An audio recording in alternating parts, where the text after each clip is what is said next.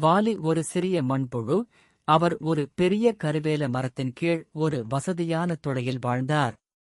குளிர்காலம் நெருங்க நெருங்க நிலம் குளிர்ந்தது.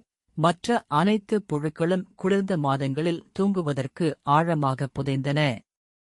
ஆனால் வாலி வித்தியாசமானவர். ஒரு உறைபனி காலை மின்னும் உறைபனி பற்றி ஆர்வமாக இருந்தார். அவர் செல்லும்போது ஒரு சிறிய ராபின் ஒரு தாழ்வான கிளையில் நடுங்குவதை கவனித்தார்.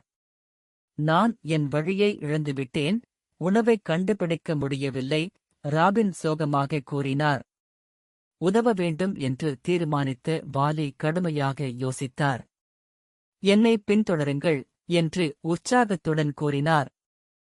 வாலி ராபினை பனி மூடிய காடு வழியாக அழைத்துச் சென்றார். ராபினால் செல்ல முடியாத இடங்களுக்குச் செல்ல தனது நிலத்தடி சுரங்கங்களை பயன்படுத்தினார். வழியில் அவர்கள் தேவைப்படும் மற்ற விலங்குகளை சந்தித்தனர். ஒரு முள்ளம்பன்றி ஒரு சூடான குகையைத் தேடுகிறது மற்றும் எறும்புகளின் குடும்பம் அதன் உணவு பனிக்கு அடியில் புதைக்கப்பட்டது. வாலி ஒவ்வொரு நண்பருக்கும் புத்திசாலித்தனமான யோசனைகளைக் கொண்டு வந்தார். அவர் அணில் மறைந்திருக்கும் கொட்டைகளைத் தோண்டுவதற்கு உதவினார். முள்ளம்பன்றிக்கு வசதியான வெற்றுப் பதிவைக் கண்டுபிடித்தார்.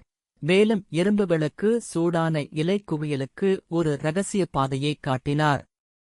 ஒன்றாக குழு பெரியதாகவும் மகிழ்ச்சியாகவும் வளர்ந்தது. இறுதியாக வாலியும் ராபினும் ஒரு புல்வெளியை அடைந்தனர். அங்கு பெர்ரி மற்றும் விதைகள் பனியிலிருந்து எட்டிப் பார்த்தன. ராபின் ஒரு மகிழ்ச்சியான பாடலைப் பாடினார். அனைத்து விலங்குகளையும் கூடி விருந்து பகிர்ந்து கொள்ள அழைத்தார். சூரியன் மறையும் போது வாலி தனது புதிய நண்பர்களின் அன்பான புன்னகையை சுற்றிப் பார்த்தார் மற்றும் அவரது இதயம் பிரகாசிப்பதை உணர்ந்தார். மற்றவர்களுக்கு உதவுவது குளிர்ந்த நாட்களை சூடேற்றுகிறது என்று அவர் பெருமிதத்துடன் கூறினார். அன்று முதல் வாலி வெறும் மண்புழுவாக இருக்கவில்லை, குளிர்காலத்தை அனைவருக்கும் பிரகாசமாக்கிய சிறிய ஹீரோ.